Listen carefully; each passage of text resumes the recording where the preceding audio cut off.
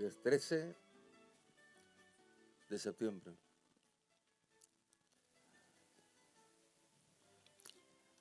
Es decir, esta tarde, desde estas tierras sagradas,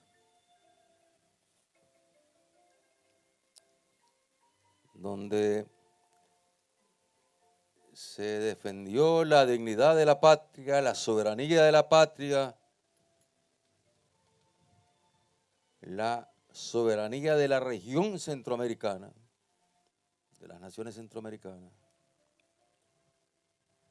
desde esta hacienda de San Jacinto.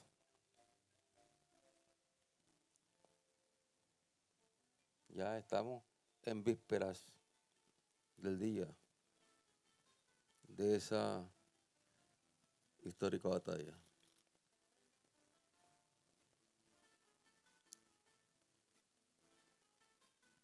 Y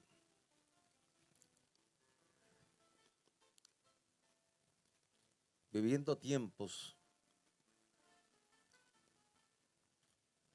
en nuestra América que nos señalan la vigencia de los ideales, de los valores, de los principios que defendieron los héroes de San Jacinto.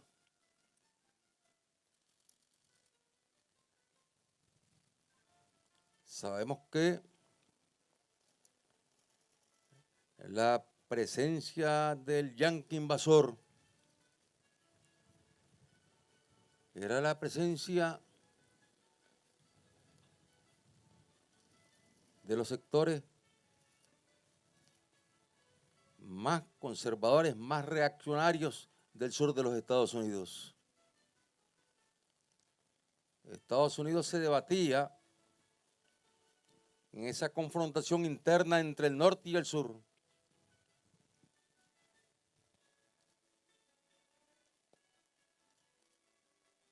Y los esclavistas trataban de ganar territorio aquí en Centroamérica, en México, a apoderarse de toda esta región para fortalecer su batalla allá en el norte. O sea, Nicaragua fue el punto de partida donde se enfrentaban los intereses que ya se estaban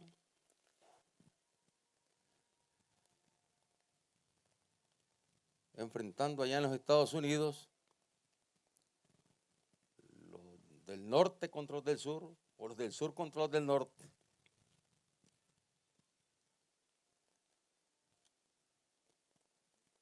Nicaragua se vio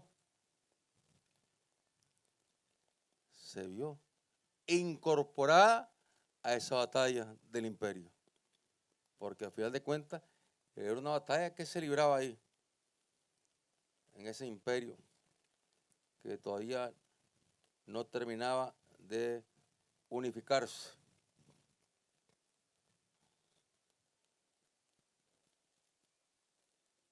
Y donde en Nicaragua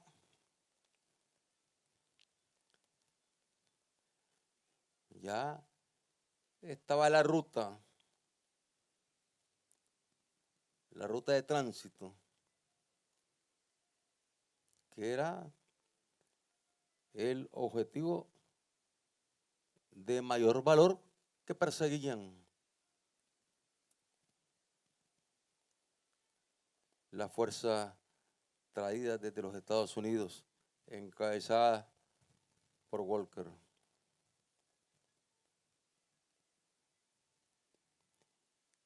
Y sobre la actitud, falta de dignidad, falta de patriotismo de los que trajeron a los filibusteros, de los que en ese momento, ondeando la bandera azul y blanco, se la ponían a los pies a Walker.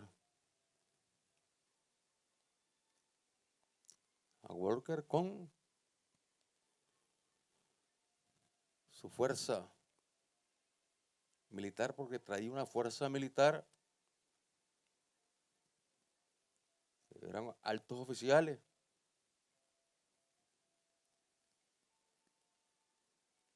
Del Ejército del Sur de los Estados Unidos, que vinieron a posesionarse de Nicaragua.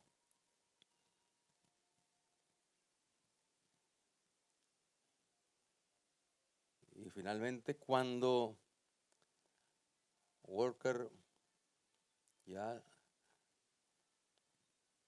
se elige presidente de Nicaragua y toma posesión, y está ahí presente el representante del gobierno yanqui aquí en Nicaragua, legitimando un acto de ultraje a la soberanía de nuestro país. En ese momento nuestra bandera estaba también ultrajada, estaba enlodada, porque nuestro general Sandino bien llamó peleles y vendepatrias.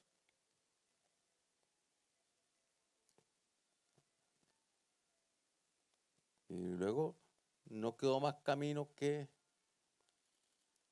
encontrarse para defenderse. No solamente los nicaragüenses,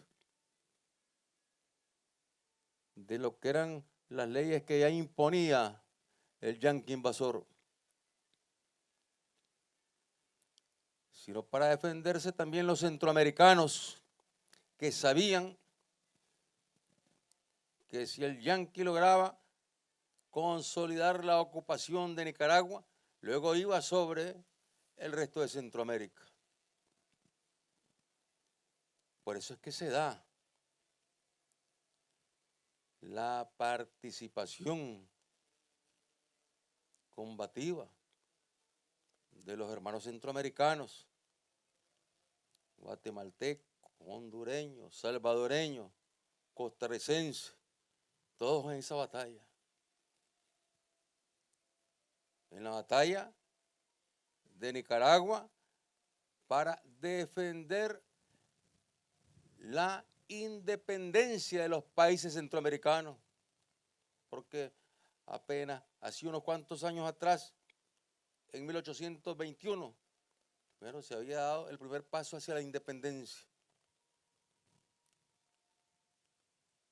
Una independencia que no fue total, fue parcial, porque vino la anexión al imperio de Iturbide. Y finalmente ya vino la independencia. Eran naciones que están naciendo a la independencia, estados que están naciendo a la independencia. Cuando viene la invasión. Y se trataba de defender, bueno, esa independencia que se declaró el 15 de septiembre de 1821 allá en Guatemala. Y que luego se ratificó cuando los estados centroamericanos ya rompen con el imperio de Iturbide. Y ya tenemos una nación centroamericana hasta entonces integrada, unida por las circunstancias históricas, más que por la voluntad del pueblo, de los pueblos centroamericanos, amenazada por los invasores del norte. Es el expansionismo yanqui, con toda su furia, con toda su fuerza. Y están operando ya en Nicaragua las compañías de tránsito, las empresas norteamericanas, algunas de ellas en manos de altos militares norteamericanos. Y ellos mismos se están disputando la ruta de tránsito, porque ven ahí también que esa es la ruta del canal, porque en ese momento ya funcionaba como un canal que recorría el río San Juan, que recorría el lago y que luego, bueno, recorría un pequeño trecho en tierra firme. Ya ese canal estaba siendo explotado por las empresas norteamericanas y por esa ruta fueron miles de norteamericanos los que transitaron hacia la costa oeste o desde la costa oeste hacia la costa este.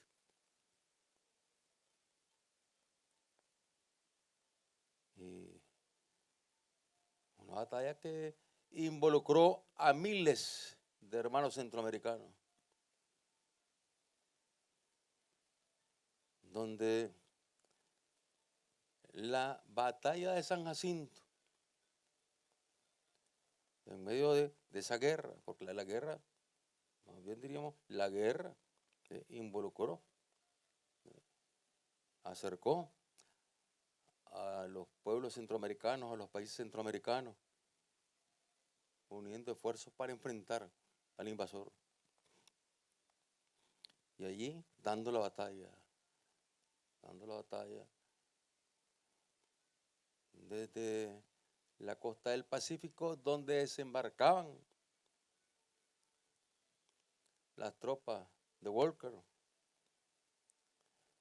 Ahí llegaban a desembarcar. Y luego Walker siempre buscando cómo avanzar hacia la ruta del canal. Aun cuando los que lo habían traído querían dar la pelea en otros puntos que consideraban más estratégicos para su dominio en la disputa que tenían entre conservadores y liberales, o sea, entre demócratas y legitimistas. Le decían a Walker que no, que había que dar la batalla en otras direcciones, y él siempre iba a buscar la ruta del canal. Porque está claro que apoderándose de esa ruta, está asegurando ahí un punto estratégico en Nicaragua y en la región centroamericana para continuar con su plan expansionista. Y en esa guerra que se prolongó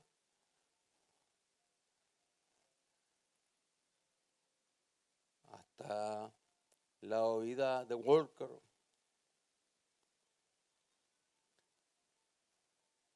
la batalla de San Jacinto fue la batalla que le dijo al pueblo nicaragüense y le dijo a los pueblos centroamericanos, por muy poderosos que sean, porque tenían una superioridad más que numérica en cuanto al número de combatientes, la superioridad de los yanquis era en cuanto a que eran, bueno, oficiales, coroneles, militares, etcétera, que venían de la batalla entre el norte y el sur, que traían armamento moderno, el armamento más moderno que podía existir en la época, desde lo que son los fusiles de repetición, los tenían ellos. En cambio, las fuerzas en confrontación aquí en Nicaragua, liberales y conservadores, que cada quien formaba su grupo para que se enfrentara con el otro grupo, eran fuerzas que no tenían mayor formación, mayor disciplina desde el punto de vista militar, y luego contaban con un armamento muy pobre. Los fusiles que tenían eran fusiles de un solo tiro. Aquellos venían con fusiles de repetición. Y por lo tanto, pues parecían que eran invencibles. Había temor. Un poco esto, como cuando llegaron los españoles, cómo sembraban el terror, el temor frente a nuestros pueblos originarios, cuando los enfrentaban, porque los enfrentaron, claro que los enfrentaron. Los enfrentó Diriangén,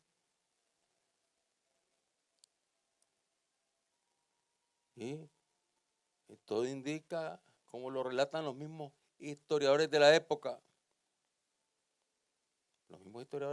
españoles, que cuando el cacique de Nicaragua los recibe con los pavos, con oro, con fiesta, y entonces ellos siguen avanzando, y lo que están es entrando en una gran emboscada, porque al final se encuentran con Diriangén, y Diriangén empieza a combatirlos y los hace retroceder. Y cuando llegan donde Nicaragua le reclaman, porque se sienten que habían caído en una enorme emboscada y no les queda más que recurrir en esos momentos a su caballería, con armas más modernas, lógicamente, que la de nuestros antepasados indígenas. Y una caballería con un hombre armado en pueblos que no conocían esa combinación, caballo, hombre, armado. Bueno, eso lógicamente les dio la superioridad a ellos para ir a punta de sangre y fuego, robándole las tierras a los pueblos originarios, a nuestros antepasados, saqueándoles, robándoles el oro que no se llevaron y tomando posesión. Tomaban posesión. Simplemente tomaban posesión no en base a ley alguna, sino utilizando la cruz y la espada, manipulando a Cristo para utilizar la espada para asesinar a pueblos enteros en toda nuestra América y someterlos a los sobrevivientes a la explotación más brutal.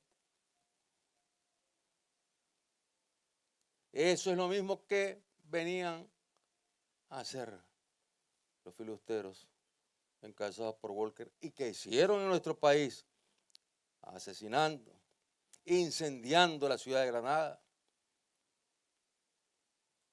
O sea, la barbarie,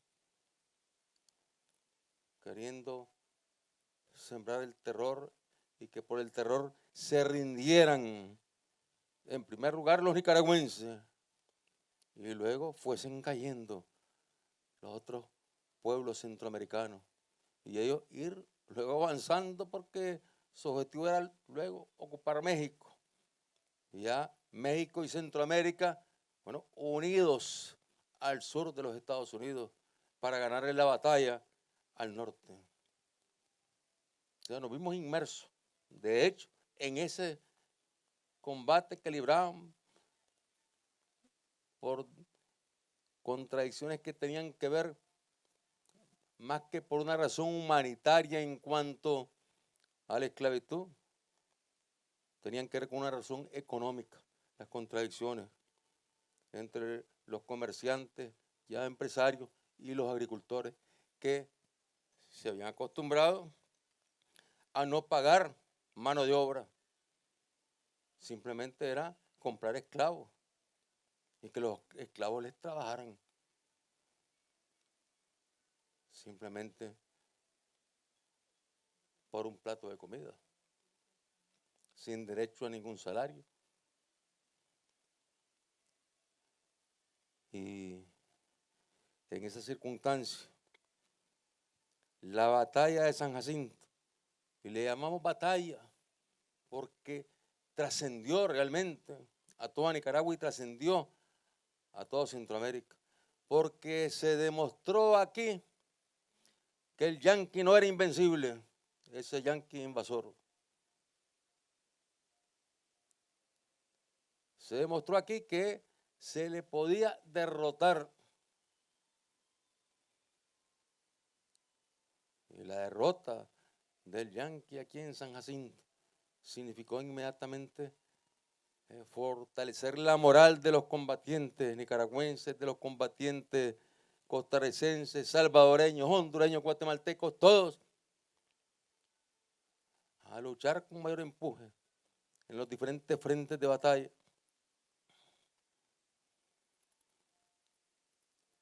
Y luego la cantidad de muertos, miles de muertos hubieron por los combates y también derivados de los combates.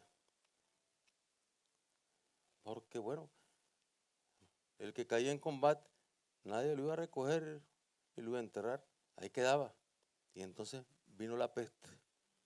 Y la peste mató miles de ciudadanos, sobre todo nicaragüenses y también centroamericanos. Pero una peste resultado de la agresión de los expansionistas yanquis. Hoy estamos rindiendo homenaje aquí a los héroes de la batalla de San Jacinto y a todos los héroes que combatieron contra el yanqui invasor en los diferentes frentes de lucha.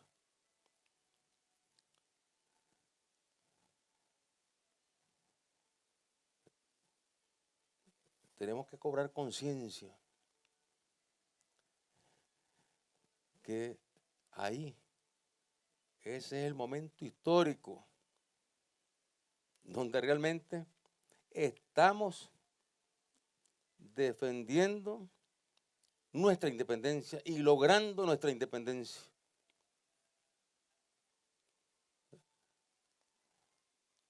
Ahí se consolida la independencia. Aquella independencia que se había decretado el 15 de septiembre de 1821 se consolida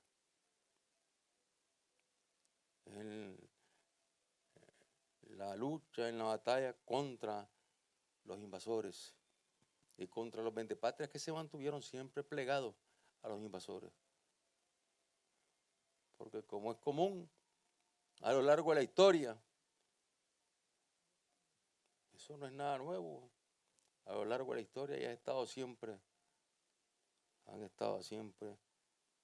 los Caínes, pero también son mucho más los Abeles, que son los pueblos, que son los trabajadores, que son los campesinos, que es la juventud, que tiene dignidad, que tiene amor a la patria.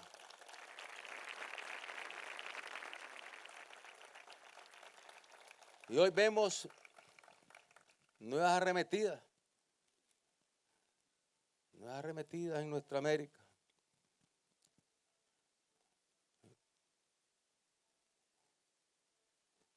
Cualquiera día que resulta totalmente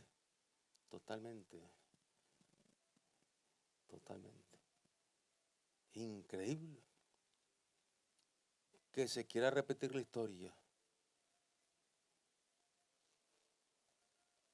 y respetando la soberanía de los pueblos.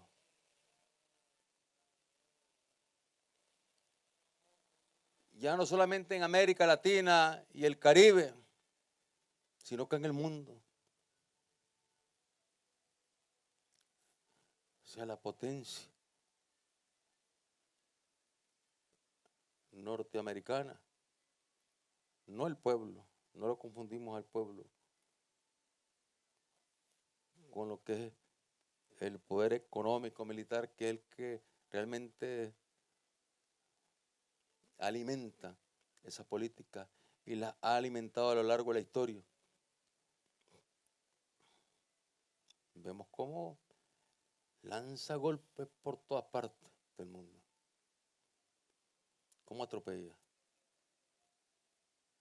cómo irrespeta, cómo desconoce lo que son los principios que ellos mismos suscribieron en Naciones Unidas después de la Segunda Guerra. Todos esos principios que se suponen principios sagrados que comprometen a todos los estados de nuestro planeta, a todos los gobiernos.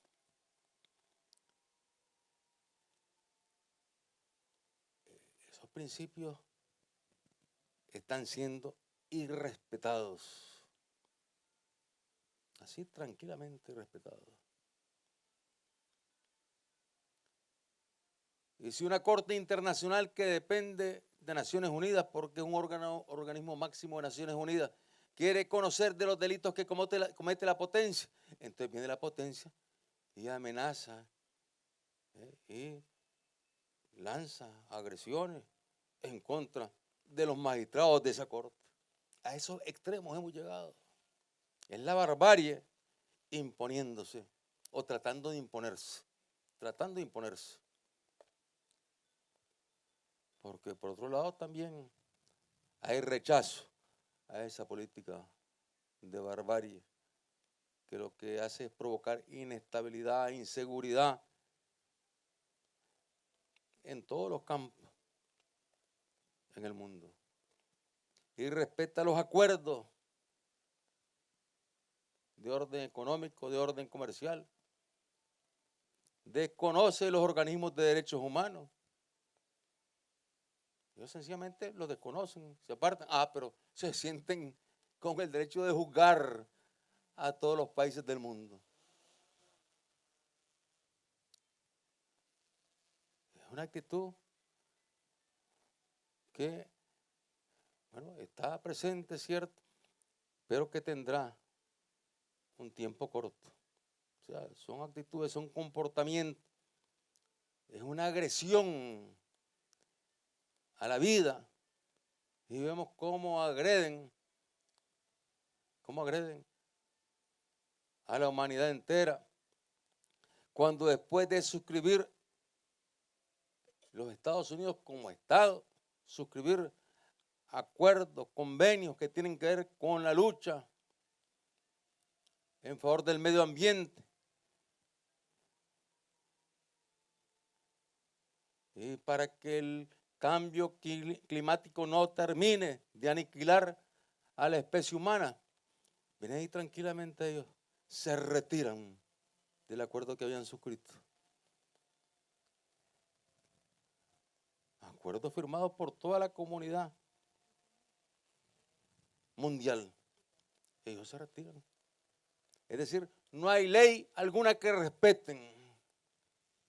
Actúan como actuaba Walker, igualito, y como actuaba Walker.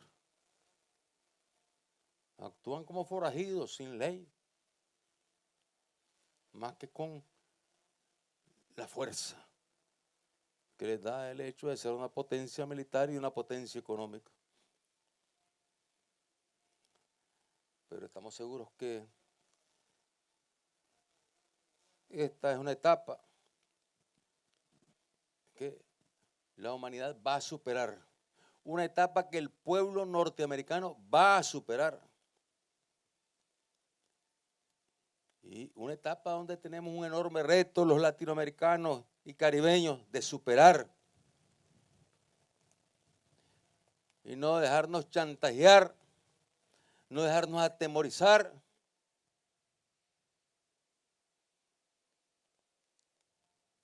Independientemente de la ideología del gobierno o de quien gobierne en cualquier país latinoamericano, hay principios que son elementales, esenciales,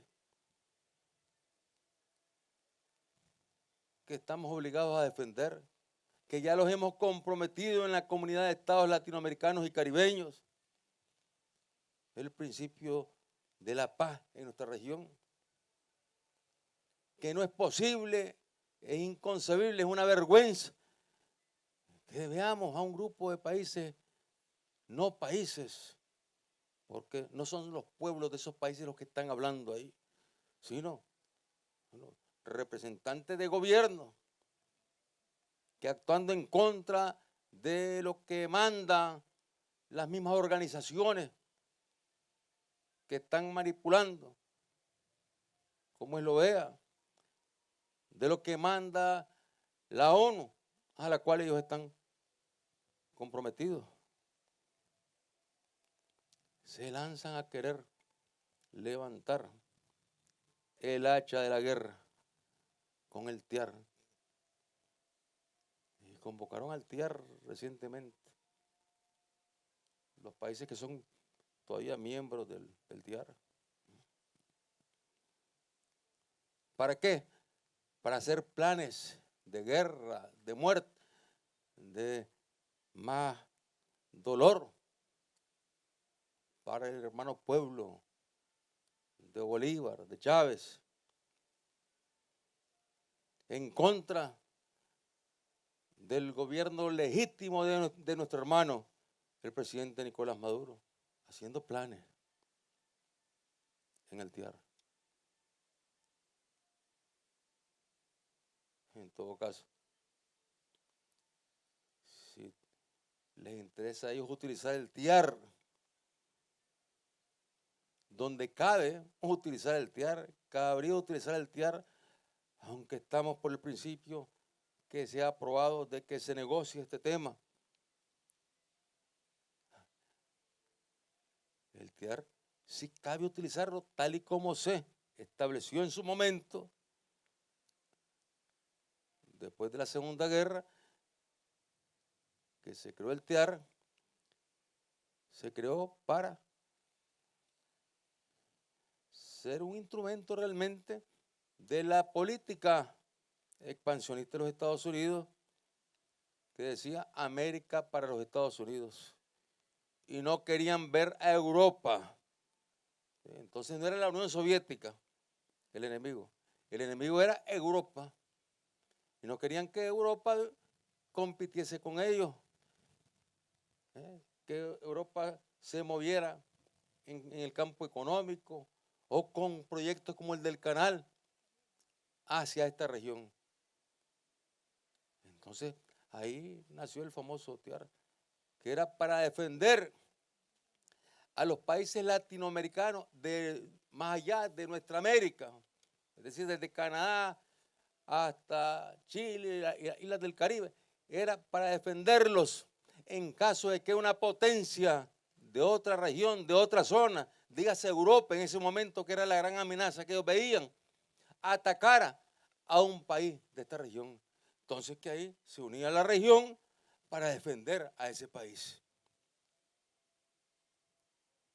¿Pero qué pasó? Ese TIAR que se creó en el contexto de la OEA, más bien sirvió, uno, para invadir países latinoamericanos, no con tropas europeas, ni con tropas de la Unión Soviética cuando existió la Unión Soviética, ni con tropas de Asia, ni de China, ni de África, sino con tropas norteamericanas, con las tropas de Somoza, con las tropas de los golpistas, de los militares golpistas y criminales que gobernaban Brasil, Argentina y todos esos países. Ahí se formó el destacamento que iba a librar de la democracia a República Dominicana cuando invadieron República Dominicana. Y cuando los argentinos se decidieron a buscar cómo recuperar las Malvinas, que sí pertenecen a Argentina, y que sigue bajo el dominio por la fuerza de las armas, del poderío militar y de las alianzas entre los poderosos, sigue bajo el dominio del Reino Unido, de Inglaterra.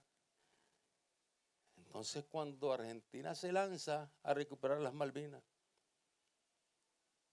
y va el ejército argentino a recuperar las Malvinas, si es su territorio, está ahí mismo, no está a miles de kilómetros, como está Inglaterra. Entonces Inglaterra manda su flota, su poderosa flota de guerra, su poderosa flota naval, y ahí vienen medios aéreos transportados, vienen medios blindados, viene artillería, viene tropa, es decir, todo un ejército desplazándose desde Europa hasta el sur de nuestra América. ¿Y qué hicieron los Estados Unidos? ¿Qué hizo Canadá? Era el momento de que se uniera toda América Latina, independientemente de los gobiernos que tenía. Era el momento de unir toda la fuerza, empezando por los Estados Unidos y Canadá. ¿Para qué? Para no permitir el paso de los barcos de guerra, de todo ese tren de barcos que venía desplazándose sobre el mar hacia las Malvinas. No.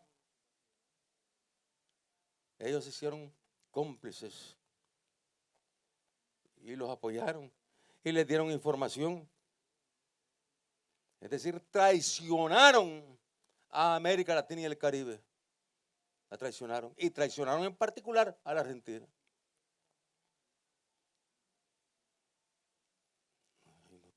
¿Cómo se le ocurre al gobierno argentino andar ahí conspirando en contra de Venezuela, conspirando en contra de Nicaragua, el gobierno argentino, buscando la paja en el ojo ajeno, cuando tiene la enorme viga en su propio ojo el gobierno argentino? No solamente por graves problemas internos, sino porque tiene ocupada las Malvinas. Debería estar pidiendo que se reúna el TIAR para ir a liberar las Malvinas y que regresen a manos de sus verdaderos y legítimos dueños, que es el pueblo argentino. Igual podríamos decir de Cuba el ensañamiento que tiene siempre contra Cuba, el imperio. Cada día más ensañamiento. Le revuelve el hecho de la resistencia, de la dignidad del pueblo de Martí, del pueblo de Fidel, del pueblo de Raúl, hoy encabezado por el compañero Miguel Díaz-Canel. Y lo terrible es que hay gobiernos que se suman o no dicen nada frente a la violación de los derechos humanos de todo el pueblo de Cuba. Como se están violando los derechos de los derechos humanos de todo el pueblo venezolano.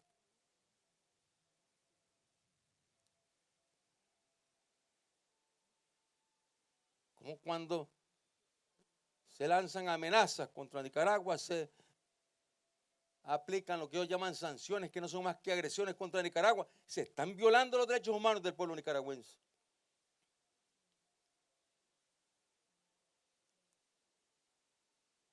Y más bien, ahí en Cuba, lo que hay es un territorio ocupado también por los Estados Unidos. Guantánamo, territorio legítimo. ¿Y qué le digo yo a los representantes de gobierno, no de pueblos, que se reúnen en la OEA a conspirar y a despotricar contra Venezuela, contra Cuba, contra Nicaragua? ¿Qué les digo? Cuando están invocando ese instrumento de guerra que es el TIAR. Si quieren invocar a que se utilice ese instrumento de guerra que es el TIAR, entonces que se utilice para liberar las Malvinas de la dominación británica y para liberar Guantánamo de la dominación de los Estados Unidos, porque son territorios legítimos de Cuba, Guantánamo, y de la Argentina, del pueblo argentino, las Malvinas. Esa es la ruta que deberían tomar. Pero no. Se prestan a ser instrumentos del imperio. Como se prestaron los que trajeron a Walker. Y después vino Walker y los desconoció y hasta les pegó un tiro. A eso se exponen. A eso se exponen al actuar de esa forma, en donde están traicionando los principios de lo que es el derecho, tanto tal y como se contempla y se considera en Naciones Unidas, como se contempla y se considera en la OEA.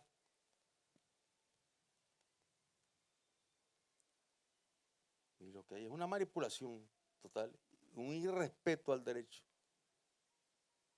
Por eso, hermanos nicaragüenses, hoy más que nunca tenemos que defender los principios sagrados que entonces no estaban escritos.